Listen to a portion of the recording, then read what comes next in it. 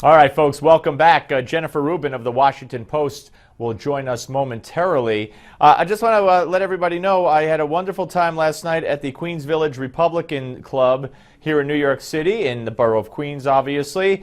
Dan Donovan, who is the district attorney in the borough of Staten Island, is running in a special election in May for the seat vacated by Michael Grimm, who had to resign from Congress. Dan Donovan is the Republican candidate to take that seat, and I know that he will. He was there. He spoke eloquently. And Bill Kristol, our friend, he was there as he delivered the keynote address, and I had the honor of being the MC. Also, I had the honor of being in the presence of the 4 police officers who were involved in that hatchet attack back last October. Remember the hatchet attack? And they ruled it finally a terrorist attack. Guy came up with a hatchet, started swinging at these 4 police officers. One got hit in the back of the head.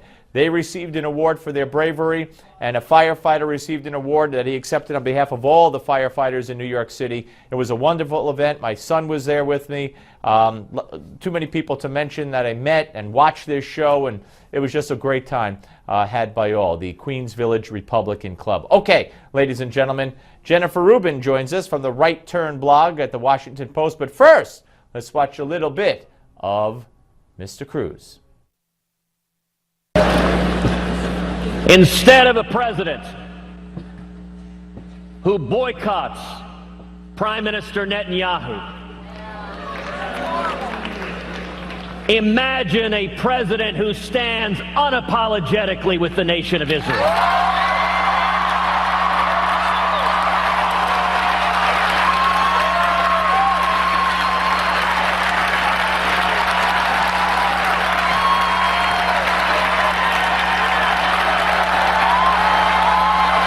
And that applause went on for some time beyond what we just showed you. Joining us now is Jennifer Rubin, Washington Post columnist, author of the Right Turn blog at the Washington Post. Jennifer, welcome. And one of your pieces today at the Right Turn at the Washington Post is why Cruz's presidential run is absurd but important.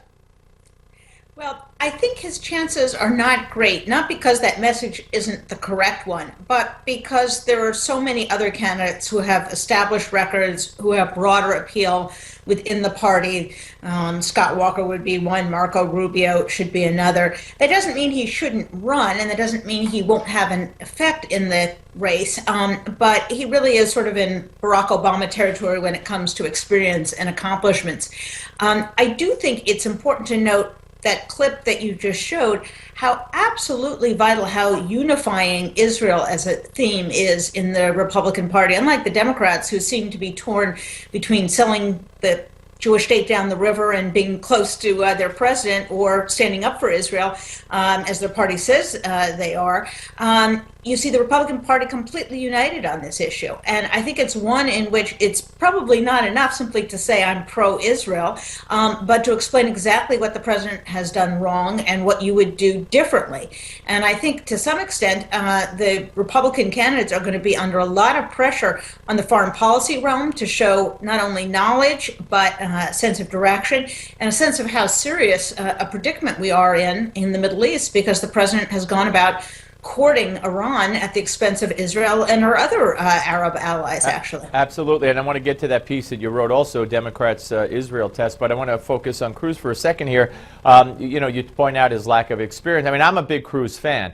I think his message is right. He doesn't smile enough, but he's portrayed as this evil genius or evil idiot, depending on how you look at it, by the media, so that's something hard to overcome as well. He's a minority. He's got a great story. Today he talked about his parents who drank too much and then found Jesus. And I mean, again, if this was a Democrat, I think the media would be swooning all over him. But you say that he might actually hurt Jeb Bush by being in the race, correct? Well, I actually think he might hurt some of the Republican alternatives, the more conservative alternatives. And as someone who likes a number of these candidates and looking seriously at people like Scott Walker and Marco Rubio, there should be the concern that when you have a lot of these other candidates who probably can't win but get into the race, they wind up fracturing the conservative end of the spectrum. And that leaves a free lane for Jeb Bush on the moderate side.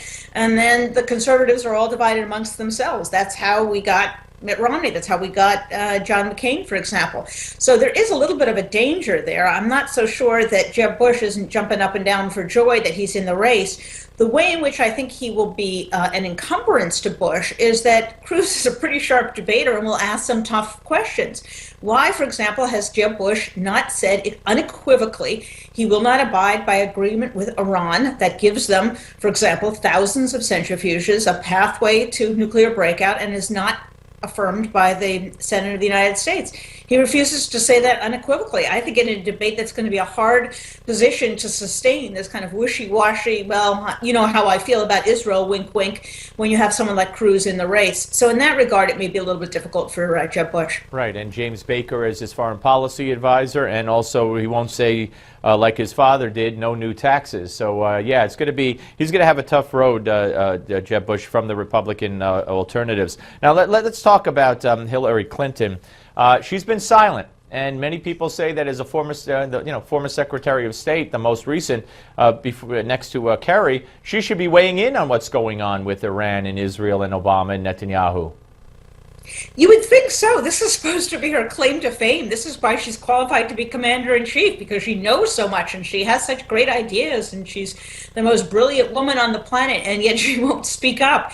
And that's because she's in this bind. On one hand, if she sides with the president, she's put herself crosswise with the vast majority of Americans, not necessarily Democrats, but the vast majority of Americans who are very supportive of Israel.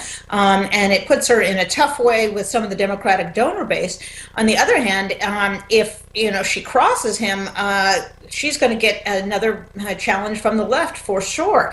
What you see in the Democratic Party is the farther left you go, the less supportive of Israel they are. Right. So, yeah, I'm sorry.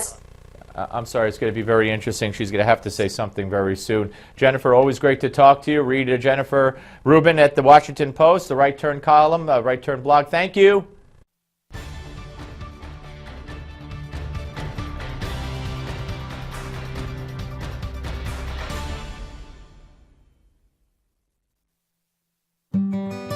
Perched minutes away from the United States Capitol sits stately Cedar Hill, purchased in 1877 by famous abolitionist Frederick Douglass. After freeing himself from slavery, he became a minister of African Methodist Episcopal Zion Church. Encouraged by his Christian faith and gifted as an orator and writer, Douglass spent decades seeking to free all slaves. During the Civil War, Douglass became a friend and advisor to Abraham Lincoln, who Douglass said was the greatest president. Visitors will find Lincoln's favorite walking stick resting in the house, a gift of appreciation from Lincoln's widow, Mary. Douglass expanded the home's original 14 rooms to 21, including a 2-story library. He needed a home close to official Washington because Republican President Rutherford B. Hayes appointed him Marshal of the District of Columbia, marking the first time an African American won Senate approval for a federal appointment. But despite all of Douglass's success, life was a constant struggle.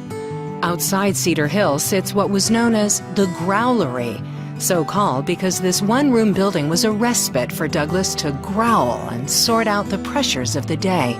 Douglass was a vocal and prominent member of Washington society, championing African American and women's suffrage. His home often served as a gathering spot for other pioneers of justice and equality before the law. "I would unite with anybody to do right and with nobody to do wrong," Douglass famously said. A visitor gazing upon the spectacular views of Washington, D.C. could say this special man in this special home had helped build a mighty and free nation. I'm Lucy.